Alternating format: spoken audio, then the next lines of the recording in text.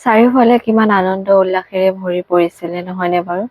আৰু হঠাতে এনেকুৱা এটা খবৰ, জুবিন দা আমাক এৰি থৈ গুচি গ'ল চিৰদিনৰ বাবে। কথাষাৰ শুনিয়ে বুকুখন শিয়ৰি উঠিছে।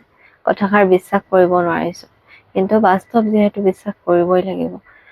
জুবিন দা আমাৰ মাজত এনেকে আছিলে যে আমাৰ দুখ লগা সময়ত তেওঁৰ গান শুনি আমাৰ মনটো ভাল লাগে, কিন্তু আমাৰ ভাল লগা সময়তো তেওঁৰ গান শুনি আমাৰ মনটো ভাল লাগে।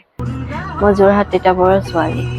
আমাৰ তাত যেতিয়া প্ৰগ্ৰেম কৰিবলৈ আহে চবৰে কিমান আনন্দ ফূৰ্তি, আৰু যেতিয়া তেওঁ প্ৰগ্ৰেম কৰিবলৈ আহে তেতিয়া এনেকুৱা কোনো মানুহ নাই যে তেওঁৰ প্ৰগ্ৰেম চাবলৈ নাযায়।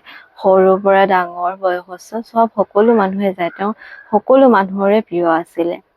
কিন্তু আজি তেওঁ নাই, আমাক পৰা আঁতৰি গ'ল। কিন্তু তেওঁ যদিও আমাৰ পৰা আঁতৰি গ'ল, তথাপিতো আমাৰ সকলোৰে মনৰ মাজত তেওঁ থাকি যাব চিৰজীৱন। তেওঁক পাহৰিব নোৱাৰি, এনেকুৱা এজন মানুহ। মানে আমাৰ অসমৰ এটা ৰত্ন হেৰুৱাৰ নিচিনা লাগিছে মনটো। আৰু তেওঁ যে আমাক এৰি থৈ গুচি গ'ল, কথাষাৰ বিশ্বাস কৰিবলৈ অকণোৱে ভাল নালাগে। মানে বিশ্বাস কৰিবই পৰা নাই, তেনেকুৱা লাগিছে।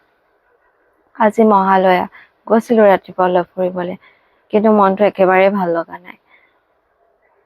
মনত খালি এইষাৰ কথাই আহি আছে যে এনেকে হৈ গ'ল, হঠাতে আমাক এৰি থৈ গুচি গ'ল। এইষাৰ কথা ভাবিয়ে মনটো ইমান বেয়া লাগিছে যে জুবিন দাৰ কণ্ঠ আৰু আমি বাস্তৱত কোনোদিনেই শুনিবলৈ নাপাম।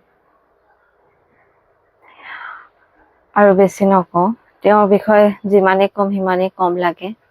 ভাষা নাই তেওঁৰ বিষয়ে ক'বলৈ মোৰ। তেওঁৰ আত্মা য'তে থাকক, ভগৱানৰ ওচৰত প্ৰাৰ্থনা কৰোঁ যে তেওঁৰ আত্মাই চিৰ শান্তি পাওক।